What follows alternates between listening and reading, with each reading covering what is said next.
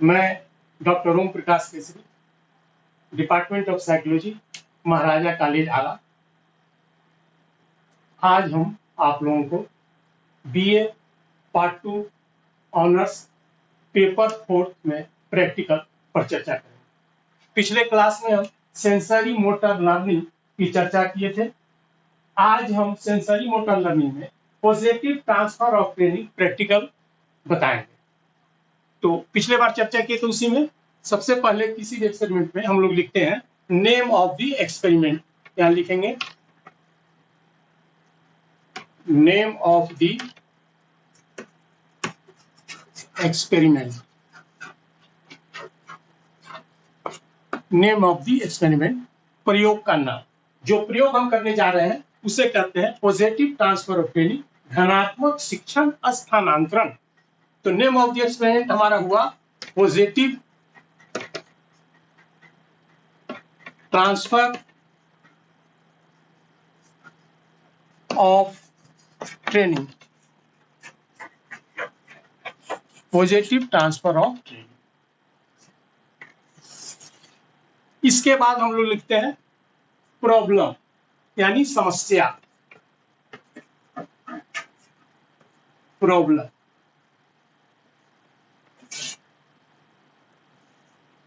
सबसे पहले हुआ नेम ऑफ द एक्सपेरिमेंट यानी प्रयोग का नाम, पॉजिटिव ट्रांसफर ऑफ ट्रेनिंग, घनात्मक शिक्षण स्थानांतरण। उसके बाद हम लिखेंगे प्रॉब्लम यानी समस्या। जो समस्या होती है, जो क्वेश्चन दिया रहता है वही समस्या, वही प्रॉब्लम है, उसी पर हमको प्रयोग करना है। तो हमारा प्रॉब्लम यहां होगा to demonstrate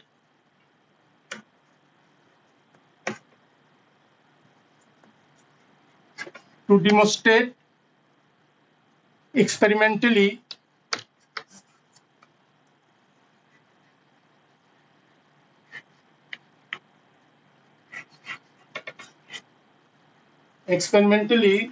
the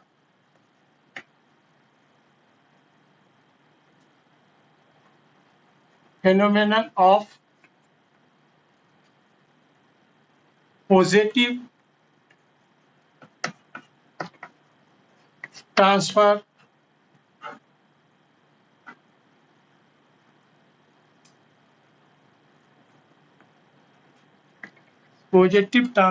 of training in sensory motor task, sensory motor task। ये हमारा प्रॉब्लम है to demonstrate experimentally the phenomenon of positive transfer of training in sensory motor task. इस पर हमें प्रयोग करना, ये हमारा प्रॉब्लम हुआ। प्रॉब्लम के बाद हम लोग इंट्रोडक्शन, प्रयोग की भूमिका।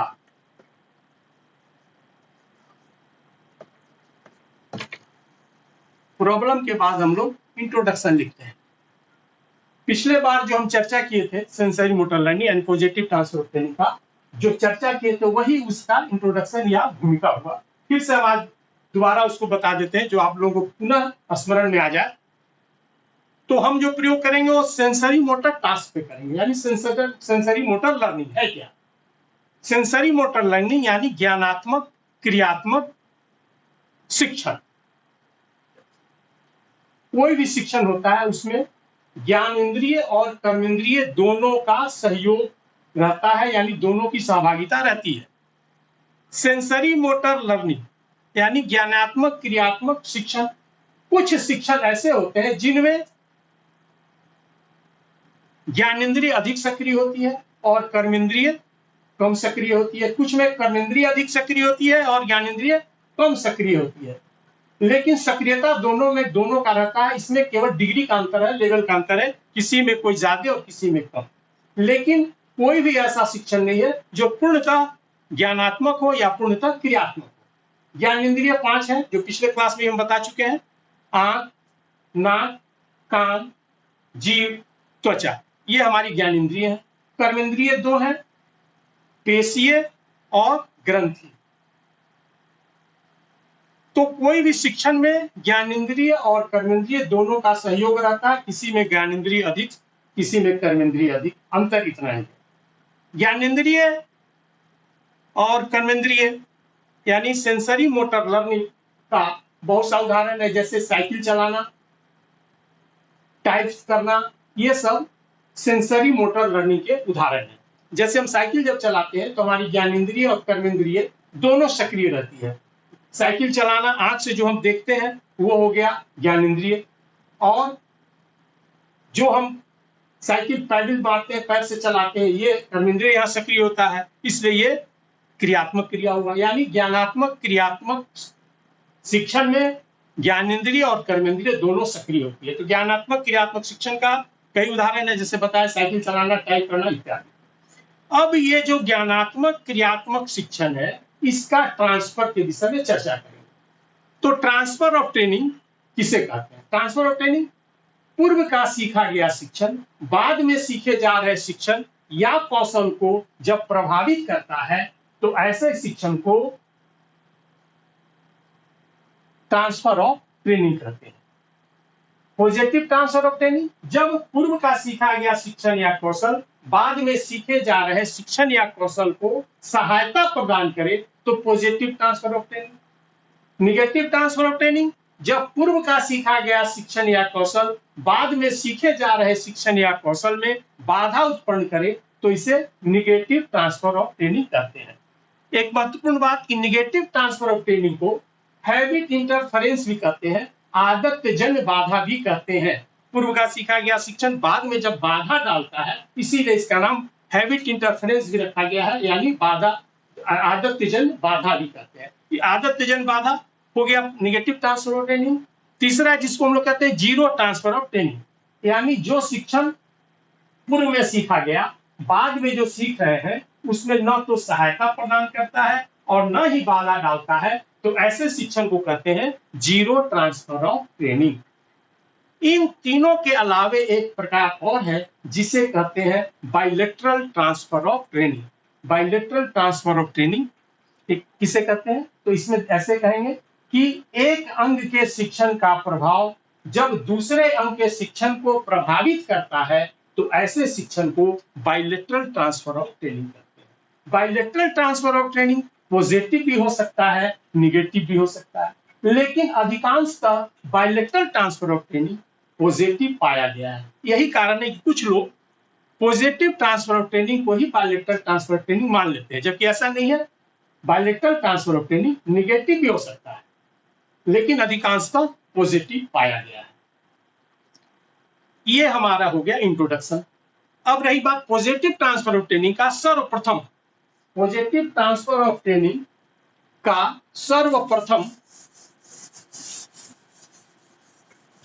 अध्ययन हेनरी महोदय ने 1898 ईस्वी में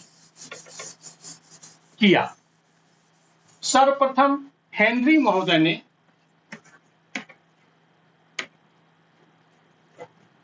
हेनरी महोदय ने 1898 ईस्वी में पॉजिटिव ट्रांसफर ऑफ ट्रेनिंग के अध्ययन के लिए मिरर ड्राइंग एपरेटस का निर्माण किया और उन्होंने पॉजिटिव ट्रांसफर ऑफ ट्रेनिंग पर प्रयोग किया। हेनरी महोदय के बाद स्विफ्ट ने, हेनरी महोदय के बाद स्विफ्ट ने 1903 ईस्वी में 5 बच्चों पर पॉजिटिव ट्रांसफर ऑफ ट्रेनिंग के अध्ययन के लिए 5 बच्चों का चुना और उनको प्रयोज्य बनाया और उन्हीं पे पॉजिटिव ट्रांसफर ऑफ ट्रेनिंग का अध्ययन किया। स्विफ्ट के बाद स्टार्च महोदय ने 1910 ईस्वी में, स्टार्च ने 1910 ईस्वी में विधिवत रूप से प्रयोगशाला में, 1910 ईस्वी में स्टार्च ने विधिवत रूप से प्रयोगशाला में पॉजिटिव ट्रांसफर ऑफ ट्रेनिंग का अध्ययन किया। इस प्रकार पॉजिटिव ट्रांसफर, इसके बाद बहुत से मनमानी मन वगैरह ने भी पॉजिटिव ट्रांसफर ऑफ ट्रेनिंग पर अध्ययन किया। ये हुआ हम लोगों का इंट्रोडक्शन।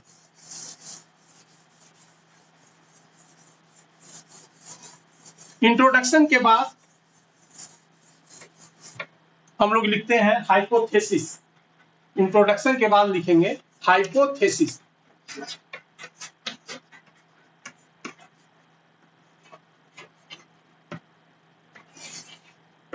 इंट्रोडक्शन के बाद हाइपोथेसिस। यहां हम हाइपोथेसिस बनाएंगे कि दाहिने हाथ से दर्पण आरेखन करने के बाद बाएं हाथ से जब दर्पण आरेखन करते हैं तो हमें मदद मिलती है। ये हाइपोथेसिस बनाएंगे। फिर सुन लीजिए, दाहिने हाथ से दर्पण आरेखन सीखने के बाद जब हम बाएं हाथ से दर्पण आरेखन करते हैं तो हमें मदद मिलती है। ये हमारा हुआ हाइपोथेसिस। हाइपोथेसिस के बाद इंट्रोडक्शन ऑफ द सब्जेक्ट।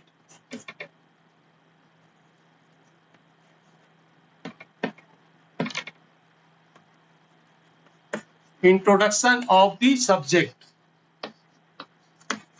यहां सब्जेक्ट का तात्पर्य प्रयोग जिससे है, जिस पर हम प्रयोग करेंगे उसको हम लोग सब्जेक्ट कहते हैं, यानी प्रयोज्य कहते हैं।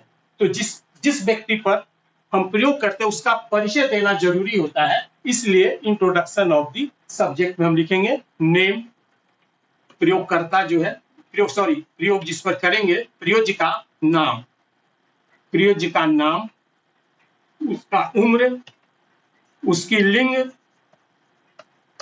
उसका एजुकेशन।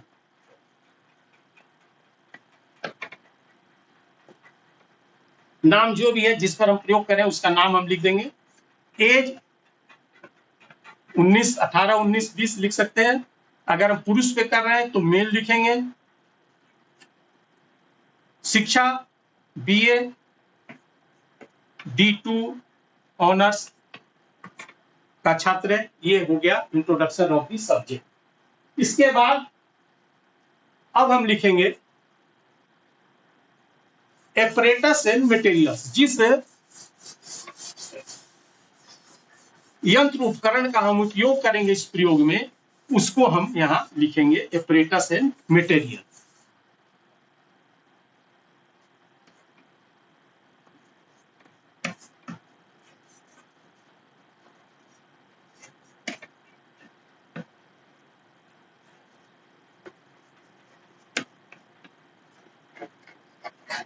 एपरेटस एंड मटेरियल्स, यंत्र एवं उपकरण। पॉजिटिव ट्रांसफर ऑब्टेनिंग प्रयोग करने के लिए हमें कुछ यंत्र और उपकरण की जरूरत पड़ेगी। उसका हम यहाँ एक लिस्ट है, उसका हम चर्चा करेंगे, उसको हम यहाँ लिखेंगे। पहला जैसे है mirror drawing apparatus. Mirror drawing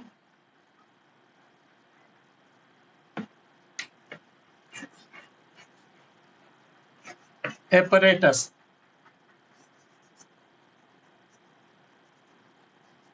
mirror drawing apparatus. दूसरा सम शीट्स ऑफ स्टार पैटर्न। तीसरा टॉप पिन, पेंसिल, ETC इत्यादि। यह हम लिखे मिरर ड्राइंग एपरेटस, जिसको हिंदी में कहते हैं दर्पण आरेखन यंत्र। दूसरा सम शीट्स ऑफ स्टार पैटर्न, यानी स्टार का चित्र बना हुआ कुछ कागज का शीट जो है वो लेंगे। और तीसरा टॉप पिन, स्टार पैटर्न को मिरर ड्राइंग एपरेटस में चिपकाने के लिए पिन की सहायता से उसको दबाते हैं, उसको टॉप पिन करते हैं। और पेंसिल जिससे हमको दर्पण आरेखन करना है उसको हम लिखते हैं, पेंसिल से करते हैं इसलिए पेंसिल। ये हमारा एपरेटस एंड मटेरियल्स हुआ। एपरेटस एंड मटेरियल्स के बाद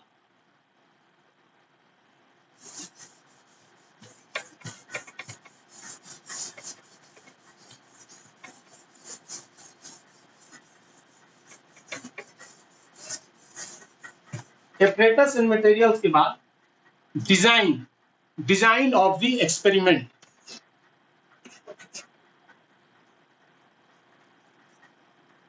डिजाइन ऑफ द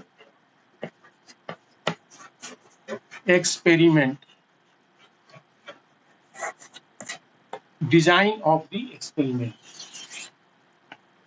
मनोविज्ञान में प्रयोग का जो डिजाइन है ये प्रयोग का आत्मा है। डिजाइन अगर हम समझ गए तो पूरा प्रयोग हम समझ गए, और डिजाइन के आधार पे ही पूरा प्रयोग करना होता है, इसलिए डिजाइन को समझना जरूरी है। डिजाइन ऑफ एक्सपेरिमेंट में पहले हम लिखेंगे कंडीशन।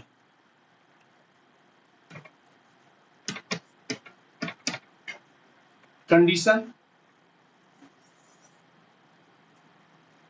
कंडीशन के बाद नेचर ऑफ टास्क,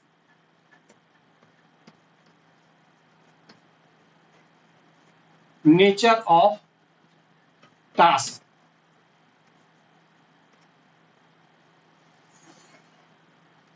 उसके बाद नेचर ऑफ लर्निंग,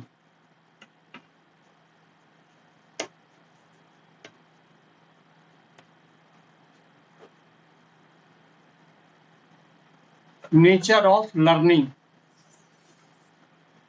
उसके बाद नंबर ऑफ ट्रायल्स,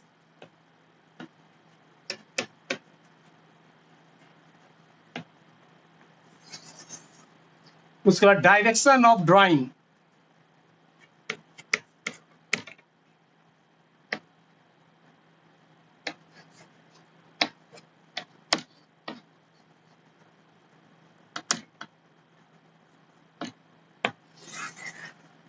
उसके बाद हैंड यूज,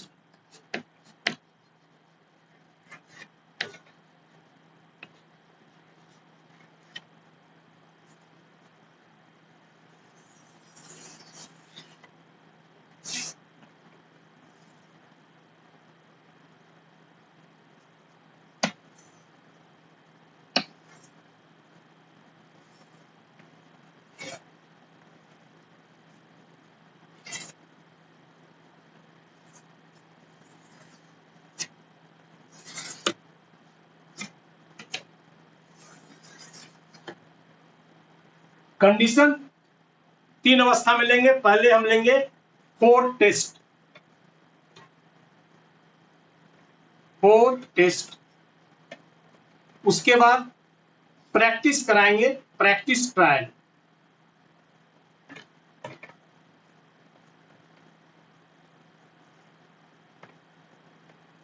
उसके बाद after test,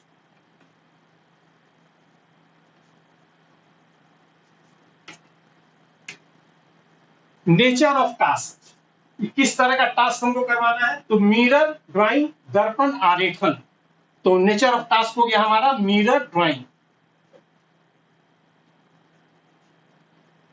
mirror drawing. Nature of learning, किस तरह का लर्निंग है, तो यह है sensory motor learning,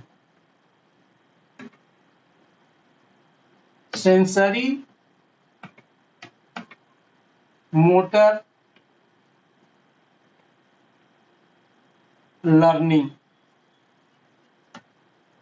number of trial, four test में 2 प्रयास लेंगे, प्रैक्टिस ट्रायल जो होगा वो 10, और आफ्टर टेस्ट प्रैक्टिस कराने के बाद आफ्टर टेस्ट 2 लेंगे।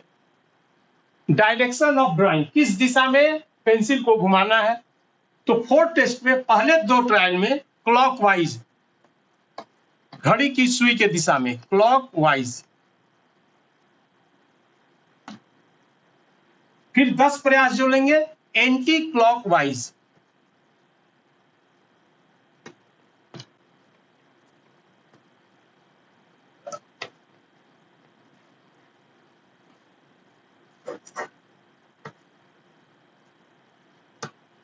और फिर 2 प्रयास लेंगे क्लॉकवाइज।